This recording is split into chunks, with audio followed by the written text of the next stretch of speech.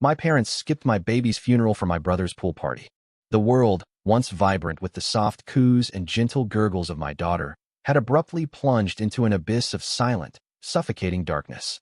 Emily, my sweet, perfect Emily, 6 months old, a tiny bundle of pure joy and innocent wonder, gone. SIDS. Sudden infant death syndrome. The words were clinical, cold, utterly inadequate to describe the gaping wound she left in my soul. One moment, she was sleeping peacefully in her crib, a small, contented sigh escaping her lips. The next, she was gone, her tiny body still and unresponsive, leaving behind a silence so profound it screamed. The grief that consumed me was a physical entity, a crushing weight that pressed down on my chest, making every breath an agonizing effort.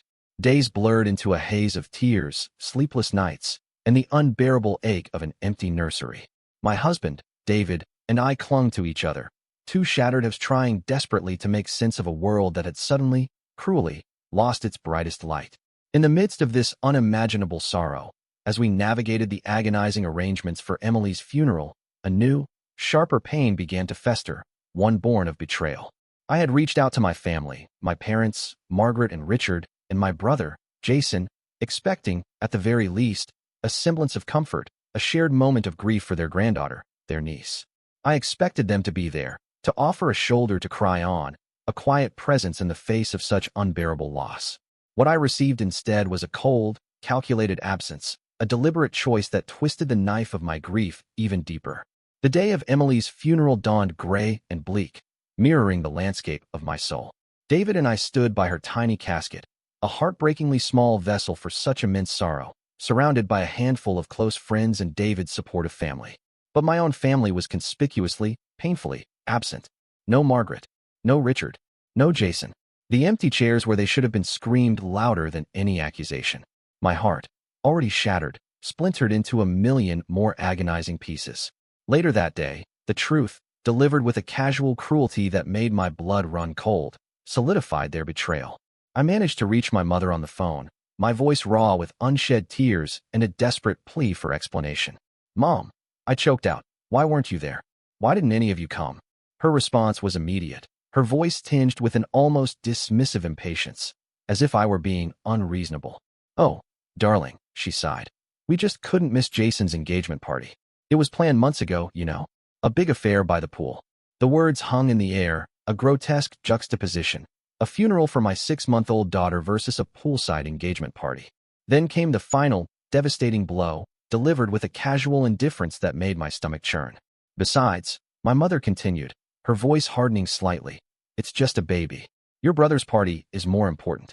This is a big step for him, a celebration of new life. You understand, don't you? It's just a baby." The phrase echoed in my mind, a cruel, dismissive echo that stripped Emily of her brief, precious existence, reducing her to an insignificant inconvenience. Jason's engagement, his celebration of new life, was deemed more important than the solemn farewell to my dead daughter, his own niece. The realization was a physical punch to the gut. Their priorities were laid bare, stark and undeniable. My grief, my child, my pain, none of it mattered. Only Jason, only their favored son, only his triumphs, held any significance. The betrayal was absolute, a wound that would fester far longer than the initial agony of my daughter's loss. The raw, gaping wound of Emily's death was still fresh, but the immediate, crushing pain of her absence from the world had quickly been compounded by the searing, unexpected agony of my family's betrayal. Their decision to skip her funeral for Jason's engagement party, the casual dismissal of her life with a horrifying, "it's just a baby," solidified a bitter truth I had always known, but never truly accepted. Jason, my brother. He was, and always had been, the golden child. From our earliest memories, our lives had been lived on two entirely different planes, orbiting the sun of our parents' unwavering adoration for him. Every breath Jason took seemed to be met with a fanfare, every crayon drawing a masterpiece, every childish triumph heralded as a sign of his exceptionalism. When he learned to ride a bike, it was an epic feat worthy of a family album overflowing with photographs and effusive praise.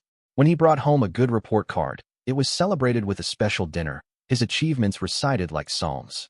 Our parents, Margaret and Richard, beamed with a pride that seemed to light up the very air around him. Their eyes would follow him. Their voices softened when they spoke to him, their attention an almost tangible golden aura that enveloped him, confirming his supreme status in their universe. And me? I was simply there.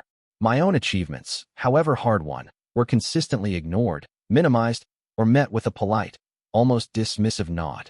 When I brought home an equally good report card, it was usually met with a brief, "That's nice, dear," before the conversation invariably veered back to Jason's latest accomplishment. My artwork, my academic awards, my quiet victories in school sports, they were all brushed aside, deemed insignificant in the dazzling glow of Jason's brilliance. I learned early on not to expect the same effusive praise, the same beaming smiles, the same genuine excitement. I learned to minimize my own efforts, to downplay my successes, to avoid the subtle disappointment that would invariably flicker across their faces if I dared to seek their validation. It was a conditioning, slow and insidious, that taught me my place. Always secondary, always less, always in the shadow of the golden child. I got used to it, or at least I thought I did. It became the familiar backdrop to my life, a quiet understanding that their love, while present, was fundamentally conditional, reserved in its full, radiant glory for Jason alone. I adapted. I built my own life, found my own joys, cultivated relationships where I felt truly seen and valued. I found David, a man who loved me unconditionally, who celebrated my every success, and who mourned Emily with a raw, heartbreaking sincerity that my parents couldn't even fathom. I had thought I had come to terms with my parents' favoritism, that I had accepted it as an immutable fact of our family's landscape. I believed I had built a thick enough skin, an emotional armor strong enough to deflect their ingrained neglect. But Emily's death, and their subsequent, chilling dismissal of her, was the final, unbearable straw. It wasn't just another overlooked achievement, another minimized effort. This was my child, my daughter, a tiny, innocent life that deserved to be mourned, to be acknowledged, to be honored. And for them to brush her aside, to deem her so insignificant in the face of Jason's celebratory moment, shattered every last vestige of my resignation.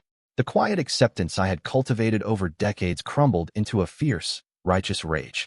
Their betrayal wasn't just a wound. It was an amputation, severing the last fragile threads of my connection to them. There was no going back, no more getting used to it. Emily's death had not only broken my heart, but had also ignited a resolve within me that was colder, harder, and more absolute than any emotion I had ever known. The raw, gaping wound of Emily's death was still an open chasm, bleeding grief into every corner of my existence. My parents' chilling absence from her funeral and my mother's casual, brutal dismissal of just a baby had torn a new, irreparable hole in my heart. But amidst this landscape of unimaginable sorrow and profound familial betrayal, there was an anchor, a steadfast source of unwavering strength that kept me from fully drowning. My husband Michael and his incredible family. Michael, he was my rock, my refuge in the storm. From the moment we discovered Emily unresponsive, his grief mirrored mine, raw and visceral, but he never let it consume him entirely. He held me through the endless nights, letting me soak his shirts with my tears, whispering reassurances I couldn't always hear, but somehow absorbed. He handled the agonizing logistics of the funeral, shielded me from well-meaning but often clumsy condolences, and simply was there, a constant, solid presence in a world that had become liquid with sorrow. His family, equally heartbroken by the loss of their granddaughter and niece, rallied around us with a fierce, unconditional love that felt like a warm, protective embrace. Michael's mother, Sarah, appeared daily with casseroles and quiet cups of tea, never asking much, just sitting with me in the heavy silence, her presence a comforting balm. His father, Robert, took Michael out for long, quiet walks, offering silent support and a space for his son to mourn. His siblings called, not with platitudes, but with genuine sorrow and offers of practical help, babysitting for friends who had children, just so David and I could have a moment of quiet. They wept with us, prayed with us, and simply were with us, holding our shattered pieces as best they could. Their support was a vibrant, living testament to true family, a stark contrast to the hollow void where my own parents should have been. My parents, Margaret and Richard, on the other hand, offered nothing but a cruel parody of sympathy. In the days leading up to the funeral, their calls were brief, perfunctory. "Are the arrangements made?" my mother would ask, her voice flat, devoid of genuine warmth. "Such a shame, dear," my father would add, his tone lacking any true empathy, more akin to commenting on a mild inconvenience. After the funeral, their words were superficial at best, platitudes that felt like sharp stones in my raw grief. You'll feel better soon, my mother offered, as if grief were a passing cold. Time heals all wounds, my father intoned, a hollow cliche that rang false in the echoing silence of my empty home. There were no tears from them, no genuine expressions of sorrow for their granddaughter, no acknowledgement of the monumental loss David and I were enduring. Their words were designed to dismiss, to move on, to keep the unpleasantness of death at arm's length. A week after Emily's funeral, a few days after their callous absence from the service, my mother called again. Her voice, strangely upbeat, was jarring. "Darling," she chirped, "we're having a small dinner gathering tonight. Just us and Jason and his fiancée.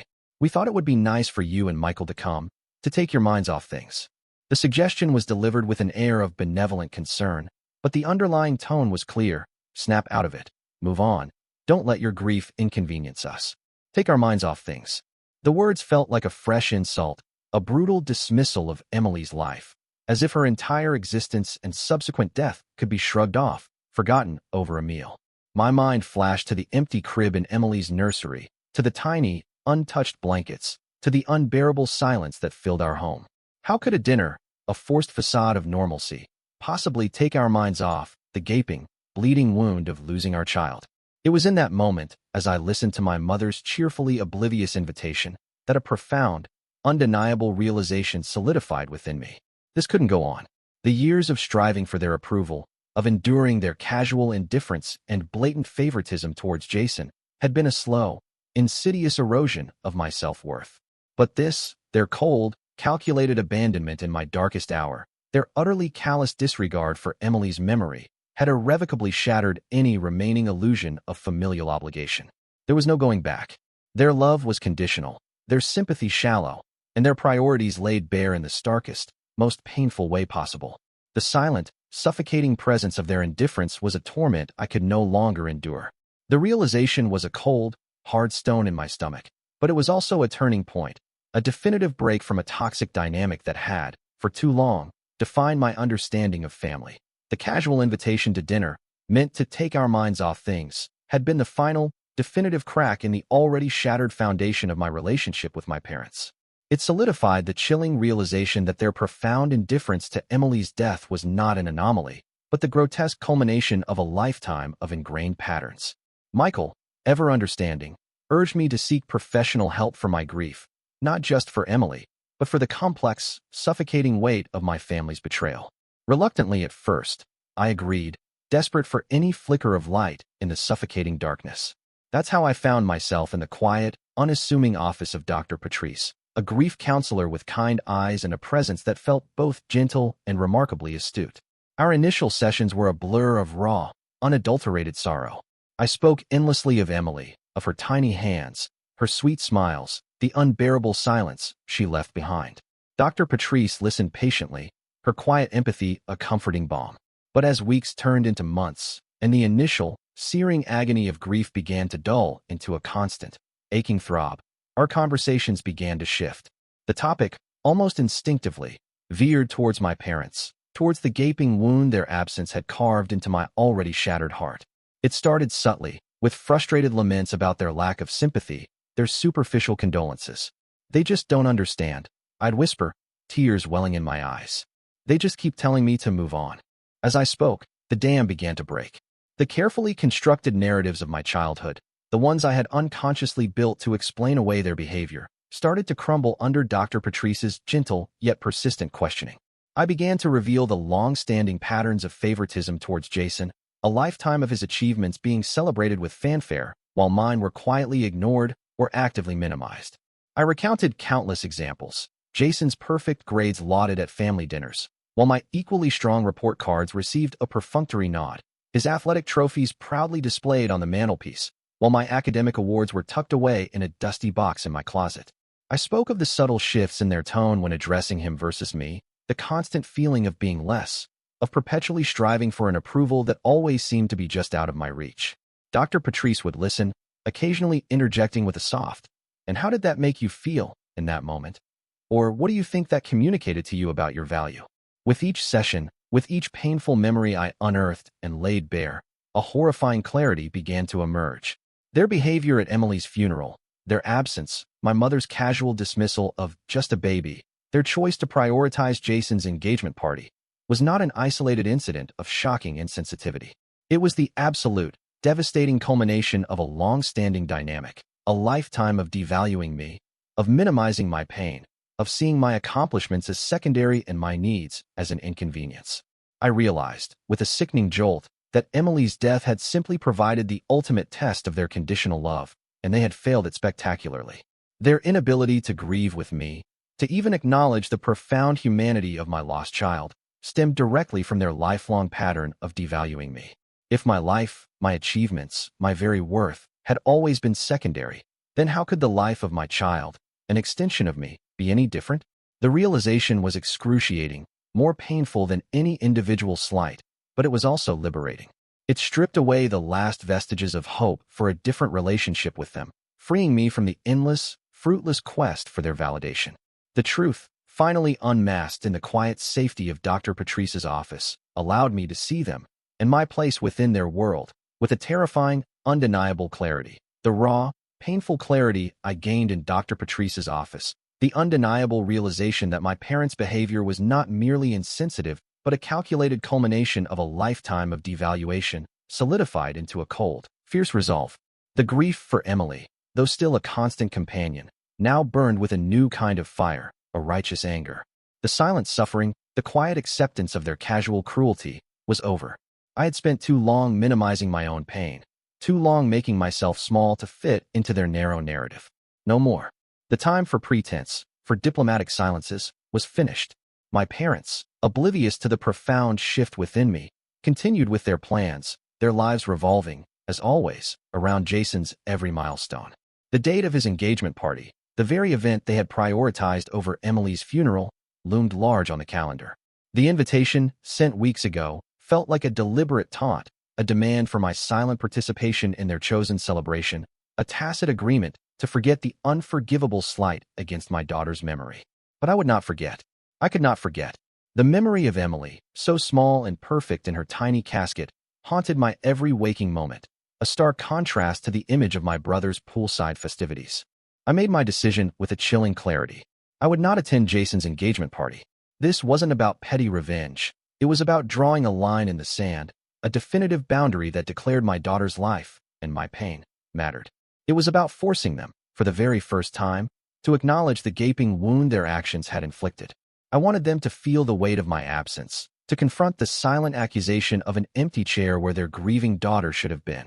I wanted them to finally grasp the depth of the pain they had caused me, and the profound disrespect they had shown to Emily's brief, precious memory. My refusal wasn't just a no-show. It was a deliberate, unambiguous statement. It was my way of screaming, without uttering a single word, that I still mourned my daughter, that her life was not just a baby, and that their callous disregard for her had irrevocably shattered any illusion of normalcy between us. This was the beginning of my resistance, a quiet war fought not with shouts, but with the undeniable power of my truth. My refusal to attend Jason's engagement party, the quiet, defiant statement of my ongoing grief for Emily, hung in the air between us like an unspoken accusation.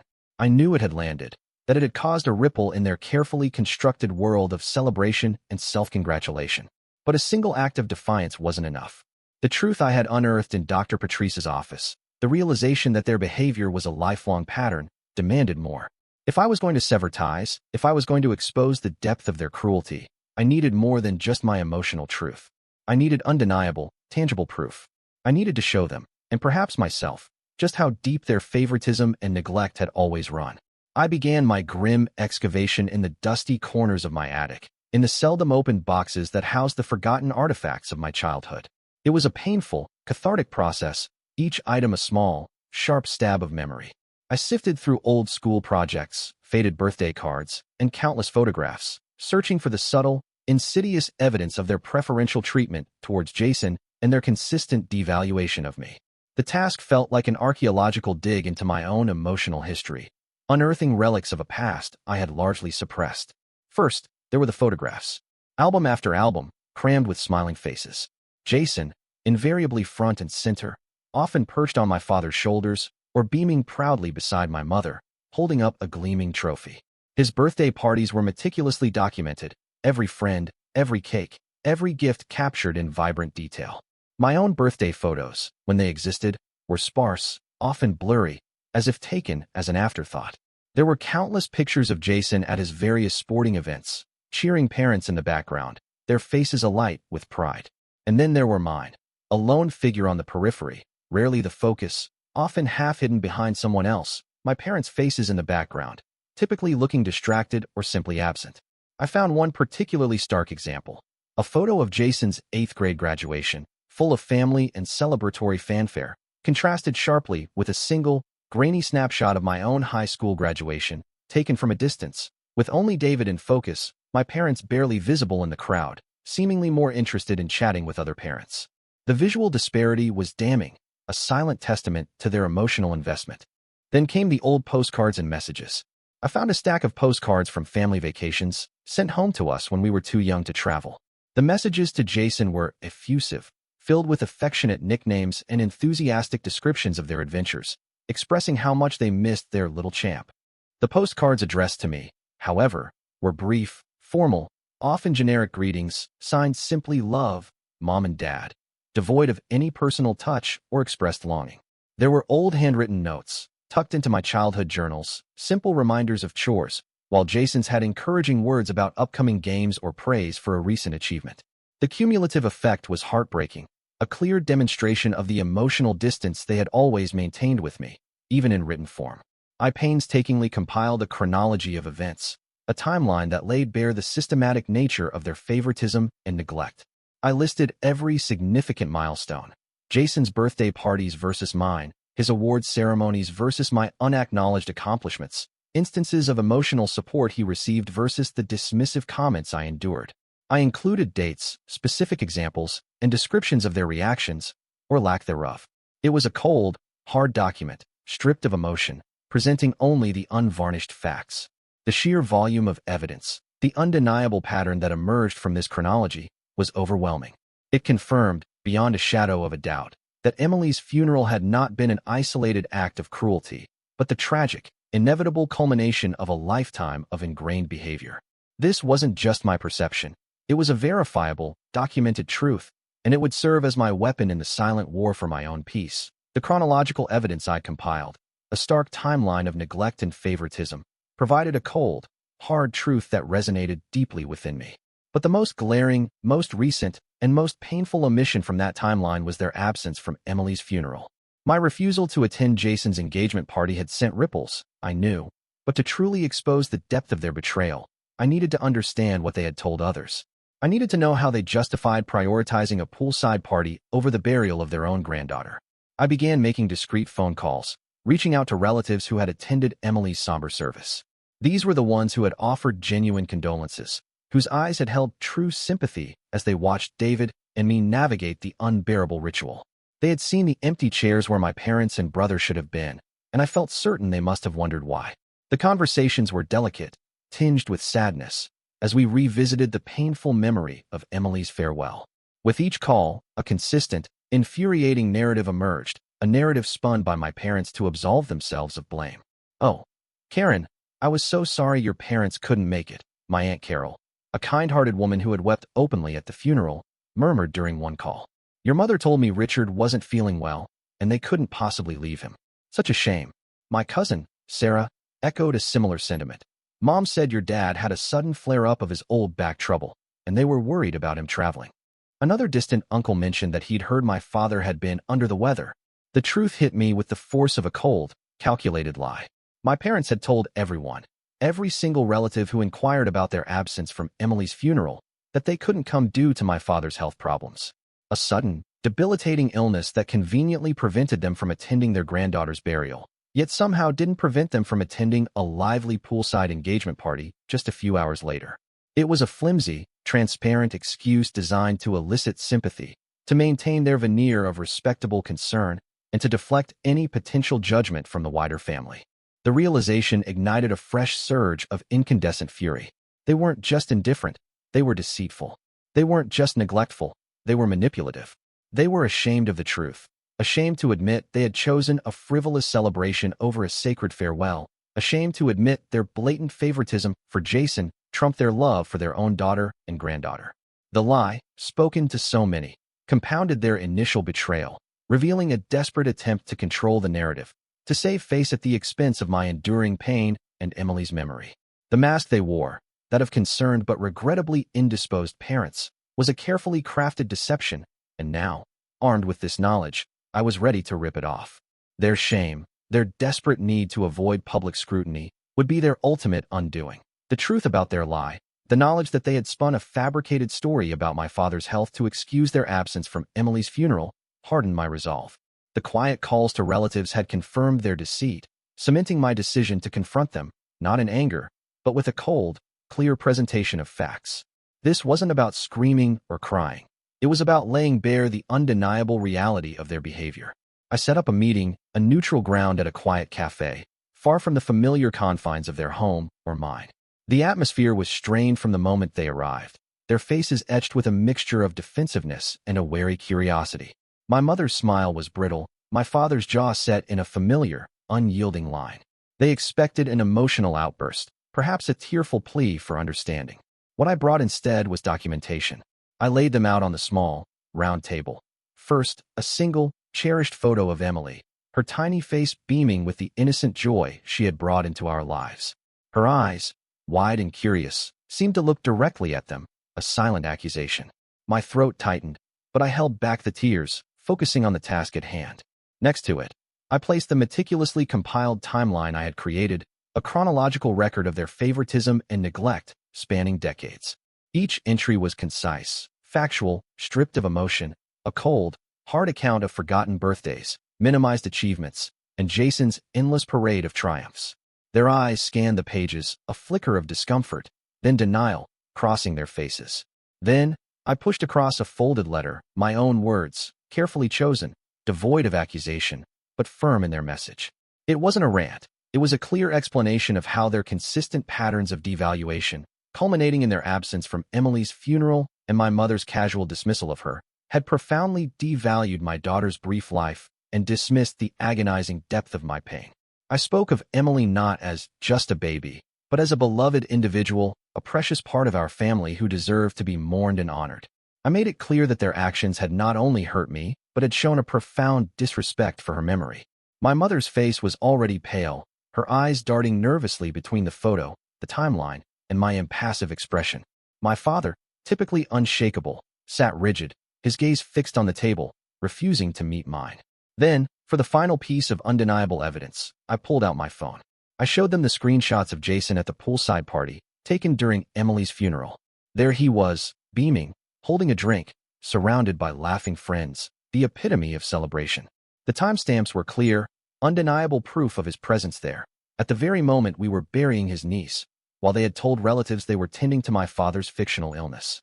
The sight of their golden child, reveling in festivities while his niece was laid to rest, broke through their carefully constructed defenses. My mother, who had been on the verge of indignant tears moments before, simply deflated. The defiance drained from her face, replaced by a raw, painful recognition. Her usual bluster evaporated, and she simply crumpled, a small, choked sob escaping her lips. "Oh, Samantha," she whispered, her voice barely audible, thick with what sounded like genuine remorse. She finally relented, the weight of the undeniable truth crushing her practiced denials. My father, the stoic Navy captain, the man who had always projected an aura of unshakable certainty, was equally, if more subtly, affected. His rigid posture softened, his gaze finally lifting from the table to meet mine. For the first time, I saw it in his eyes, uncertainty. The unwavering conviction that had characterized his every pronouncement, every judgment, flickered, replaced by a deep-seated bewilderment, a dawning realization that the narrative he had clung to for decades was a carefully constructed lie. He didn't apologize, not yet, but the shift was palpable, a crack in the formidable wall he had built around his emotions. In that quiet cafe, surrounded by the echoes of a fractured past, the truth, finally undeniable, had begun its work of dismantling their carefully cultivated deceptions. The confrontation at the cafe, the quiet presentation of Emily's photo, my painful timeline, and the undeniable proof of Jason at the pool party had finally shattered my parents' defenses. My mother's tears and my father's rare uncertainty were a testament to the weight of the truth. I knew, in that moment, that I had achieved a breakthrough, but it wasn't a sudden, magical healing. It was a new beginning, a fragile crack in a wall that had stood for decades. With a quiet, steady voice, I told them that I was distancing myself from them. It wasn't a final, irrevocable break, not yet. It was a demand for recognition, a clear statement that until they genuinely acknowledged the profound pain they had inflicted and committed to a fundamental change in their behavior, I needed space. I needed to protect my own heart and Emily's memory from further casual cruelty. The silence that followed was heavy, but it was a different kind of silence this time, one filled with the faint stirrings of accountability. To my utter surprise, the first response came not in a heated phone call or a dramatic outburst, but in a thick, cream-colored envelope addressed to me in my father's familiar, precise handwriting. My heart pounded as I opened it. Inside was a letter, a long, detailed letter, filled with a raw honesty I had never experienced from him. He wrote of his regrets, of the deep shame he felt for his past blindness, his inability to see beyond his own narrow expectations for me. He spoke of his profound sorrow for not being present at Emily's funeral, admitting that his supposed health issues were a lie, a cowardly excuse born of his inability to face my grief. For the first time, he acknowledged his blatant favoritism towards Jason, admitting it was a terrible mistake that had caused immeasurable hurt throughout my life. He didn't offer excuses, only a humble, aching apology, expressing a desire to try, truly try, to repair the damage. The words were a revelation, a testament to the fact that even the most rigid of hearts could, with enough undeniable truth, begin to soften. Then came my mother's gesture. Days later, a small package arrived, unmarked save for my address.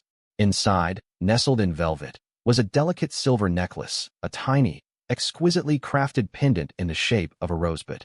Engraved on the back, in a delicate script, was Emily's name. It was a small, tangible symbol, not just of her remembrance, but of a quiet, profound remorse. My mother, who had so casually dismissed Emily's life, was now honoring her memory, not with superficial words, but with a deeply personal, poignant tribute.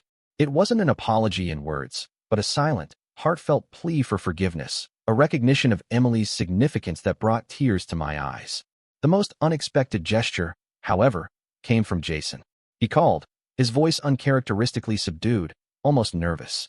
He asked if he could come over, not to argue, not to defend, but simply to talk. When he arrived, he didn't bring flowers or a gift for me. Instead, he carried a small, vibrant rose bush. He looked at me, his eyes full of a remorse that was raw and unfiltered. "I'm so sorry, Sam," he murmured, his voice thick with emotion. "For everything. For not being there for Emily, for you. For being so blind." We walked together to a quiet corner of my garden, a sunny spot near where Emily's small memorial stone lay hidden amongst the forget-me-nots. There, with quiet reverence, Jason dug a hole and carefully planted the rose bush in memory of Emily. As he watered the newly planted bush, his shoulders shaking with silent sobs, he quietly reiterated his apology, expressing genuine regret for his part in the long-standing family dynamic, for his own unwitting complicity in my parents' favoritism. It was a humbling, powerful moment of shared grief and burgeoning reconciliation, a tangible step towards healing the deep wounds of our shared past. The seeds of change had finally been planted, not just in the earth, but within the fractured landscape of my family. The fragile, unexpected reconciliation with my parents and Jason, sparked by the undeniable truth and their subsequent apologies, began the long, arduous process of healing. The rose bush Jason planted for Emily thrived in my garden, a living testament to remembrance and a quiet symbol of a new, tentative beginning for our fractured family. While the deep wounds of the past would undoubtedly leave scars, the immediate, searing pain of betrayal slowly gave way to a profound sense of peace. The boundaries I had so fiercely set, the truth I had so courageously articulated, had opened a path toward genuine connection, one built on honesty rather than pretense. Yet, even with this newfound familial peace, the profound ache of Emily's absence remained. It was a constant, dull throb, a silent reminder of the future that had been stolen. I still woke some mornings with a phantom limb sensation, reaching for a tiny hand that wasn't there. The grief was a part of me now, woven into the fabric of my being, but I refused to let it consume me. Dr. Patrice had taught me that healing wasn't about forgetting, but about integrating the loss, finding a way to carry the love forward.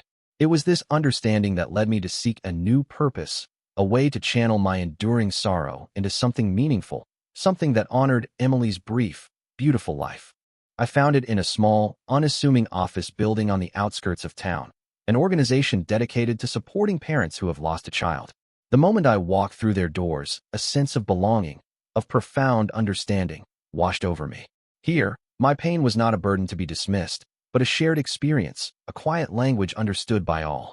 I started volunteering, cautiously at first, attending support group meetings, listening to the raw, heartbreaking stories of other parents navigating the unimaginable. I offered a quiet presence, a listening ear, a hand to hold.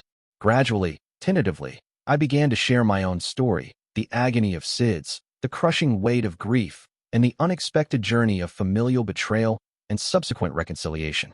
My vulnerability, once a source of shame, became a source of strength, a bridge to connect with others who walked a similar path. This work became my new purpose. It wasn't a distraction from my grief, it was an integration of it. By offering comfort to others, by acknowledging their pain and helping them navigate the desolate landscape of child loss, I found a profound sense of meaning. Emily's life, though tragically short, had not been in vain. Her memory lived on, not just in my heart, but in the empathy I could now extend to others. Each tear I wiped from another parent's face, each story I shared, each moment of shared silence, was a testament to Emily's enduring impact, a way to ensure her brief existence continued to bring light into the world. The journey was long, and the grief never truly vanished, but I found healing in the quiet moments of connection, in the shared understanding, in the profound act of helping others carry their own unbearable burdens. The freedom I had gained from setting boundaries with my family, from finally acknowledging my truth and refusing to accept less than I deserved, had created the space for this new purpose to bloom.